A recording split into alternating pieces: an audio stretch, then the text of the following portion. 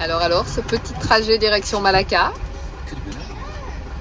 Que du bonheur. Je vois pas du tout pourquoi tu dis ça. Ça fait juste Gentiment 1 heure. gentiment 1 heure. Et ils annoncent encore 14 minutes, alors je sais pas. Il pleut quand même assez régulièrement, dira-t-on. Donc un taux d'humidité énorme, vu que ça arrose tout le temps. Ouais, bah là, plus on est descendu en fait. Et en tout cas, c'est la première journée où on a autant de pluie. Donc bon, on va voir de l'autre côté parce qu'effectivement, si tu sais pas, là on traverse de la côte est à la côte ouest. Voilà. Parce qu'on n'a qu'un mois et qu'on n'a pas le temps de tout faire. Puis on aime bien le soleil, donc s'il va falloir remonter dans le nord, on va remonter dans le nord. Et puis c'est 2 heures moins le quart, oui. Bip, bip, on n'a pas mangé. On prend des cacahuètes. Non, de toute façon, sur la côte ouest, ce sera plus pluvieux, normalement. On verra. Extra. Bah, au final, c'est pas un accident. Je sais pas. Non, Mais il y a des trucs arrachés partout. je sais pas. Alors, est-ce qu'il y a eu un accident avant ou alors c'est juste les travaux qui font que avec le retour, effectivement, parce que bah, pour le Laïd, tout le monde s'était déplacé, retourné dans les familles. Ouais, il y a des pièces, ça a pété quelque chose. Mais je sais pas si Et là, je me souviens un truc bien. Si, il y a des morceaux de plastique. C'est plastique de voiture. Ouais, mais t'as bien vu ici, toutes les barrières, les bouquets pétés, il n'y a pas jamais rien.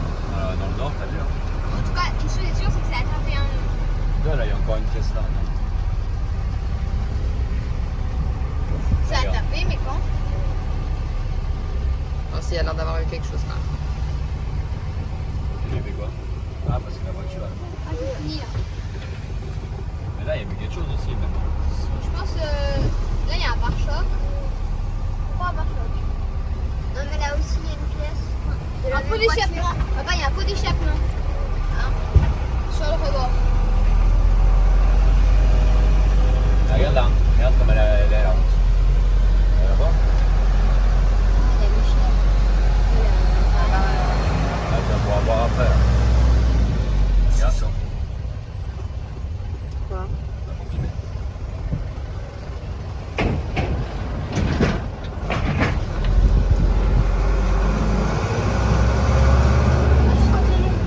T'as pas vu, papa? T'as vu là ce qu'il y avait dans l'eau? Il y avait un camion dans le lac, dans les temps. On pêchait? Et bah voilà, on va pouvoir s'arrêter manger. C'est Ah, il y a un parti. parking.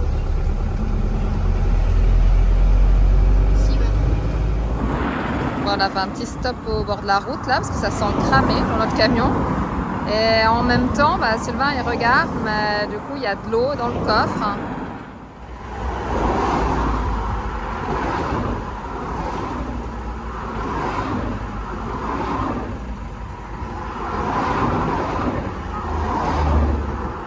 On reprend la route, on a quand même trouvé ce que c'était l'eau d'où ça venait derrière dans le coffre.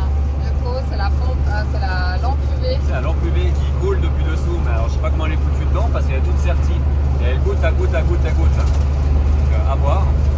Et par contre l'odeur, bah, on ne sait pas. Alors il y a tout qui fonctionne, tout contrôlé, je sais pas. En fait, ça fait comme si on avait un ventilo, quelque chose qui avait cramé, sauf qu'il n'y a rien qui a cramé. Donc, quand il se passe un truc comme ça, on s'arrête aussitôt. Ça nous est jamais arrivé, hein, mais forcément, on ne sait jamais. Hein. On est prudent quand même. Mais oui, ça ressemble à un ventilateur, le charbon qui a fumé. Et à la fin, ça. Il y a cette odeur-là comme du pétard, un pétard, en fait. Donc, on va être attentif, mais on a encore des kills, donc on a repris la route. Et donc là, on est au milieu des palmeraies, C'est assez désolant, quand même. Et d'ailleurs, quand on était dehors, là, en train de regarder dans le coffre, il y a la voiture de les policiers qui sont passés. Ah ouais. Hein? Ils nous ont mis avec le parleur Welcome Malaysia. Mais ils sont passés tout droit, ils n'ont pas pu laisser la un coup de main. Non, mais non, ça a l'air d'aller, mais je sais pas ce que ça peut être. Ouais. Mais je pense que c'est pas du tout à voir avec le véhicule, à mon avis. Bah tant mieux, c'est plutôt rassurant.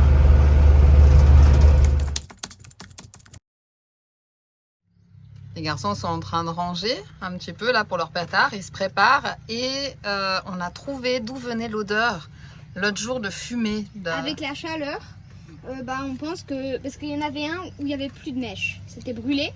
Et ça, la boîte là, voilà, ça, c'est comme ça, c'est en mode brûlé.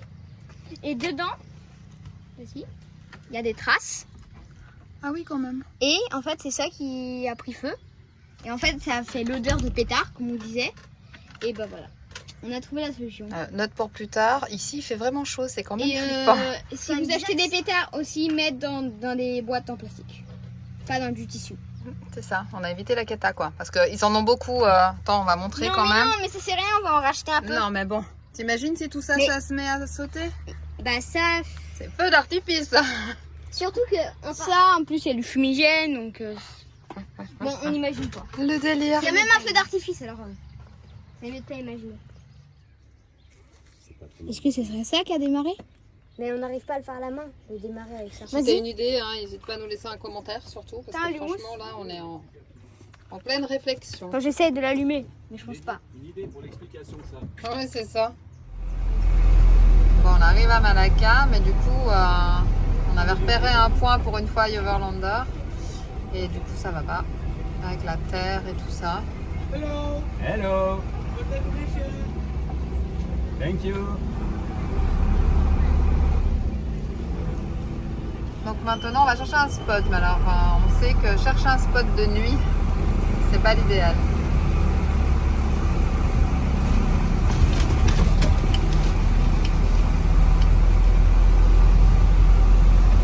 C'est joli là. Hein?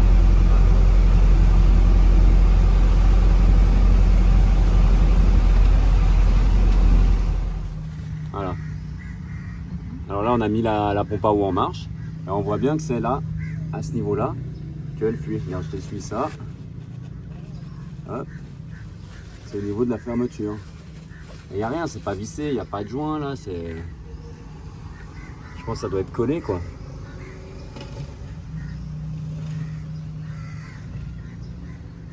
Tu vois à quelle vitesse ça fuit? Bon, du coup, Chou, il démonte la lampe UV. En attendant, on a envoyé un message. Donc, c'est WM, c'est ça, Aquatech, hein, avec qui est notre partenaire, du coup. On en est très content, hein, en temps normal. Donc, voir ce qu'ils nous disent. Puis voilà, comme ça, il a directement branché uniquement le filtre à charbon. Ouais. Le filtre à charbon, il passe plus par la duvet, mais il distribue ailleurs, à droite à gauche. J'ai profité pour changer le fil, faire propre parce que c'était un peu dégoûtant. Et voilà, on va aller comme ça jusqu'en Thaïlande, en attendant Qu'ils nous répondent. qu'ils nous répondent si on a la pièce ou pas. Si Oui. ils veulent ouais. Ils sont assez rapides, hein. Donc, on va voir. Après, il y a un peu de décalage horaire pour l'instant. Voir s'ils nous renvoient la pièce ou pas quoi. On profite pour faire le service, grand service aujourd'hui. Big service. Donc ça, on répète, le Cataline, c'est pour avoir de l'eau potable. Hein. Voilà, là on va avoir tout ce qui est les charbons. On va mettre là, on va faire un filtre. On va remplir de charbon à l'intérieur, fermé, qu'on va remettre en haut. Donc ça c'est pour les égouts et pour tout ce qui est traitement de l'eau. Et là après on a le sédiment qui va finir de filtrer l'eau. Donc en soi on peut la pomper dans la rivière et remplir les bouteilles directement dans la rivière. Donc tout ce qui est en plus, c'est que sécurité. Voilà, donc la lampe UV est retirée, mais on a quand même le charbon et on a quand même ce principe-là, ce système-là pour boire. J'aimerais bien retirer, remettre la lampe parce que malgré tout, la lampe elle fait que n'importe quel germe est tué, donc on s'en fiche. Même si elle n'est pas bonne, l'eau elle est quand même pas mauvaise à être malade. Même si elle est brune, il n'y a pas de germe. Bon, elle n'est jamais brune là en sortant de tout ça. Hop. Voilà, ça c'est aussi ce qu'on doit faire quand on voyage. Oui, c'est important l'eau, hein, de toute façon. On pourrait acheter des bouteilles en plastique, mais c'est peut-être pas nécessaire parce que quand tu as 8 à 8-9 litres par jour, C'est horrible. c'est un truc de fou. On peut Surtout pas- que l'eau là elle coûte rien, on peut acheter des grosses bonbonnes de 5 litres, mais bon. C'est encombrant et puis c'est pas... Encore une fois, c'est même pas pour l'économie, mais c'est pour le plastique. C'est ça, on fait ce qu'on peut.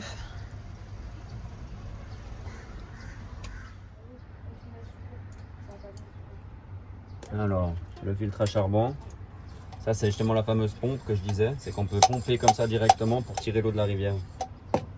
Mais nous on a décidé de le mettre avec un bypass sur... Voilà. Tac. Tac, fermé. Lui on le condamne. Mais on peut toujours le prendre, aller à la rivière, changer juste le petit embout ici à dévisser et mettre avec une petite membrane avec un filtre et puis la bouteille. Et on remplit la bouteille. Et lui, il vient se mettre. Attends, j'ai fait un nœud. Il vient se mettre là. Tac. Et se clipser. Et tu peux voir quand même que notre vue est pas trop mal. On est arrivé de nuit et c'est plutôt calme pour dire qu'on est en ville. Ça y est, on est enfin sorti de notre camion. Donc là, on fait le tour dans Malacca, ville portuaire, la plus ancienne de Malaisie, qui date de 1400. Tu vas voir tout au long, il y a pas mal de connotations portugaises parce qu'elle a été colonisée par les Portugais, par les Néerlandais et ensuite par les Britanniques. Donc on va aller découvrir tout ça ensemble.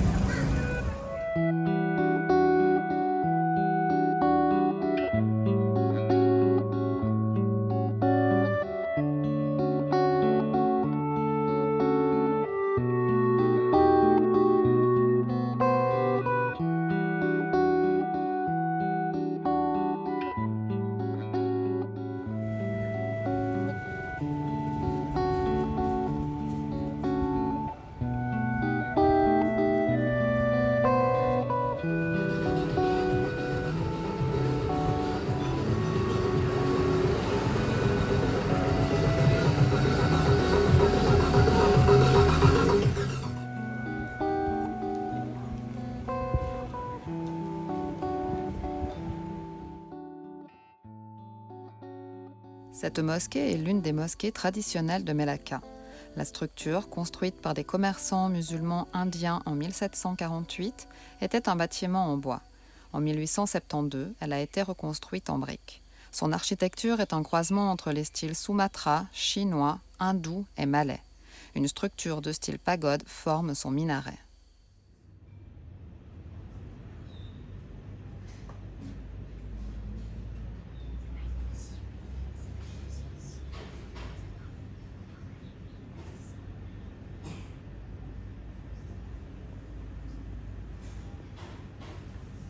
Petit retour sur Melaka, sur ce qu'on en a pensé. Ouais, petite ville charmante. Ouais, très agréable à s'y balader, très coloré, beaucoup de bâtiments chinois. Ça, on a beaucoup aimé. De la street art de nouveau. Ouais. Dans les rues qui sont derrière. Ça, c'est vraiment très présent en Malaisie, hein, on adore. Ouais, il y en a partout. On a baladé aussi tout le long de la rivière, tout le long du canal en fait, et ça, c'est très agréable aussi. Après, petit bémol, c'est vrai que c'est vraiment bien touristique quand même. Et qu'avec le temps, on apprécie quand même les endroits qui sont plus typiques avec les années. Bah, ce qu'il y a, c'est que la Malaisie, on a uniquement un mois. Donc on fait effectivement quand même des points qui sont stratégiques et bien touristiques. Et on se rend compte que ce n'est pas forcément ce qu'on préfère. Mais c'est une première approche du pays. On aime avoir du temps, on aime découvrir des petites rues, on aime découvrir des petits endroits qui ne sont pas forcément dans les livres. On a trouvé à Melaka, autour. Exactement. Justement. On est sorti des quartiers touristiques et là, c'était très agréable de s'y balader. Une très vie locale. Ouais. C'était vraiment cool. Ouais. Ça, on a beaucoup aimé.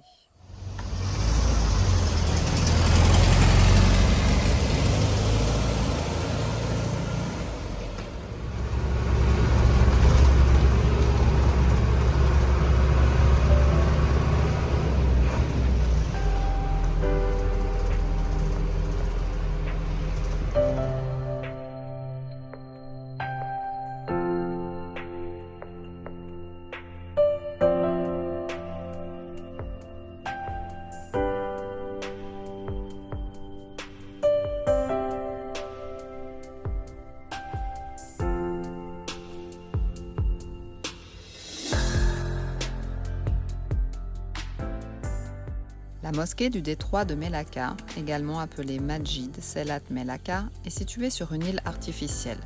Elle offre une vue impressionnante sur le lever et le coucher du soleil. Inaugurée en 2006, elle a été construite parallèlement au niveau de la mer.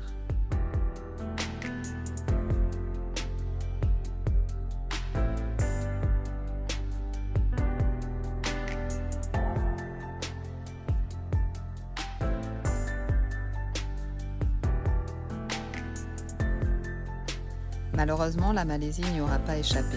Le Covid-19 a laissé beaucoup de traces. Le pays aura fermé ses frontières pendant 2 ans. À ce jour, beaucoup de bâtiments, de magasins sont encore abandonnés.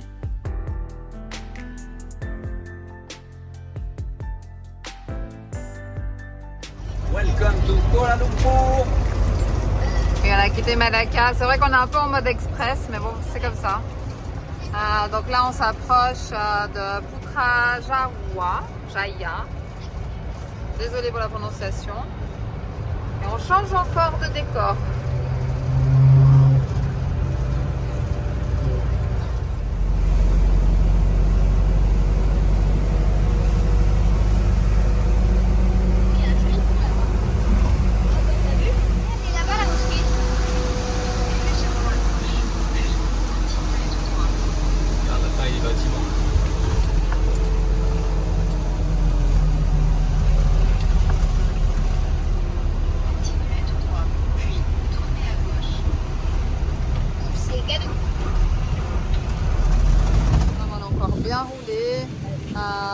C'est vrai que hier on a bien profité quand même de Malacca, sûrement pas à son maximum, mais voilà, on est quand même assez drillé. Faut avouer quand même qu'on n'a pas l'habitude de rouler comme ça. On a perdu l'habitude, en tout cas, et c'est pas notre rythme, ni pour les enfants, ni pour nous. Donc c'est quelque chose qu'on va faire attention sur nos itinéraires à venir, parce que c'est pas, je crois, un rythme qui nous convient. Mais bon, cette fois-ci, c'est comme ça. Et là, on vient faire un petit tour au marché de nuit parce qu'on n'a pas encore fait un marché quand même en Malaisie. Et puis comme ça, on va aller voir la mosquée après de nuit. Donc ça va être chouette. Petite brioche. Petite trace. Toutes les couleurs, ça a l'air bon. Alors les Malaisiens sont très civilisés, hein, comme tu peux voir, ils font la queue devant chaque stand. C'est une des premières fois en Asie qu'on voit ça quand même. Hein. Regarde-moi cette belle queue. Personne ne parle plus fort, personne ne crie, tout le monde respecte la place de chacun. Pas mal.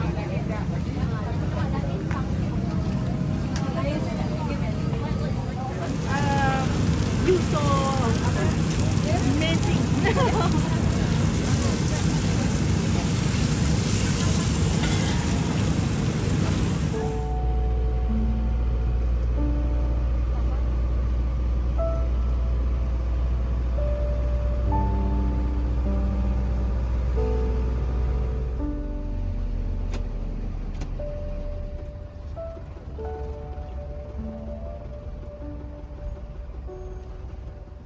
Là, on s'est posé pour dîner. Et la vue est plutôt sympa quand même. Regarde ça. On est quand même privilégiés.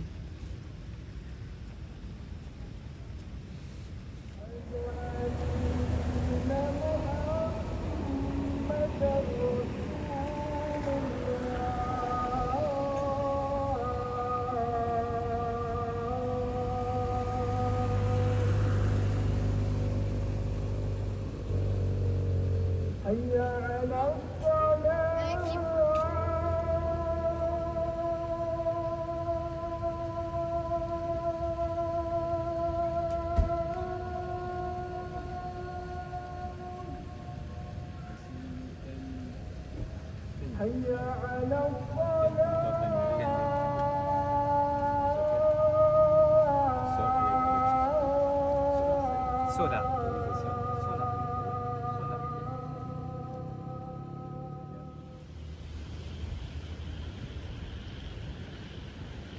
Bon bah ça c'est notre jardin ce soir. C'est quand même assez grandiose. Hein. Ah, ce que j'ai expliqué à la Malaisie, tu te poses partout quoi. Ouais, c'est assez Il n'y a incroyable. jamais personne. C'est Là on est au assez- pied des buildings dans les quartiers des affaires, on peut faire le jogging, on peut faire ce qu'on veut quoi. Et on est posé là.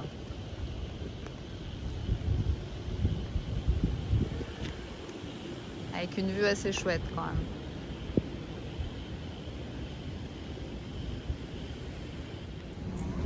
On est de retour vers donc la mosquée Putra.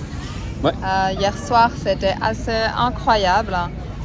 Disons qu'en fait, au départ, on s'est posé juste pour venir voir la mosquée. Ouais, on s'est arrêté vers le night market pour prendre un truc à manger. On a dit on fait les feignants, on se met devant la belle vue et puis on mange tranquille. Le résultat, on a assis les fesses. Non, on n'a même pas pu s'asseoir. Ah ouais. On n'a même pas pu s'asseoir et on a Ikram Ikram. qui est venu en scooter et qui est une personne qui s'occupe du tourisme dans cette mosquée. Ouais, qui est guide. Qui est guide. Alors voilà, il nous a gentiment accompagnés sur le repas tout le long.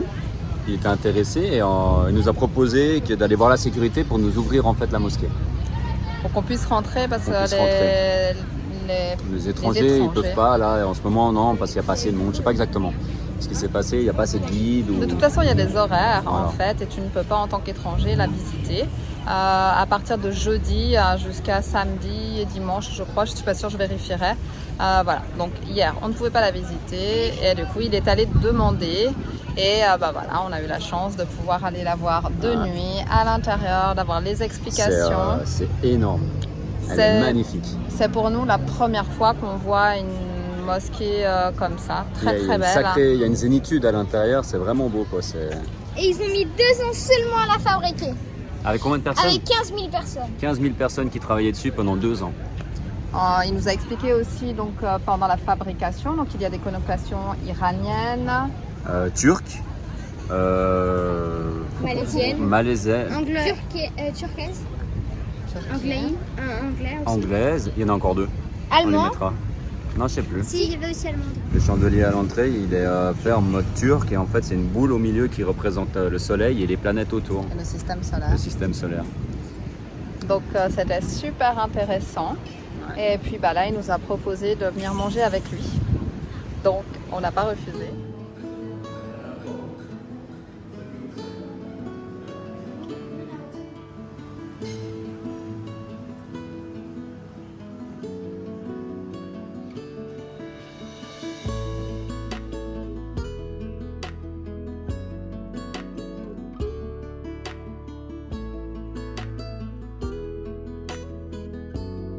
Et puis là, c'est une toute autre ambiance, hein, parce que hier soir, il n'y avait personne. Et là, il y a un peu plus de monde il y a qui un peu visite. plus de monde. Par contre, on a les seuls blancs, hein. Ça c'est sûr qu'il n'y a pas grand monde là. Il y a beaucoup de Japonais, de Chinois. Il a même proposé de nous amener à une autre mosquée. Hein. Il a dit ici c'est un peu compliqué parce que c'est la plus grosse et c'est une des premières mosquées visitées en Malaisie. Ayaya. En Malaisie, il Ah, en disait. Malaisie. Une des premières mosquées qui a été le plus visitée. Donc il m'a dit que par contre à 10 km il y en avait une autre et si on avait besoin d'une douche, de l'eau potable, même qui donnait à manger et tout ça, et ils sont dans le partage comme ça. Il disait que la mosquée, souvent, toutes les mosquées sont comme ça, quoi. C'est un peu, je crois, comme tout ce qui est lieu culte. Hein. Ouais. Au final, t'es toujours le bienvenu. Hein.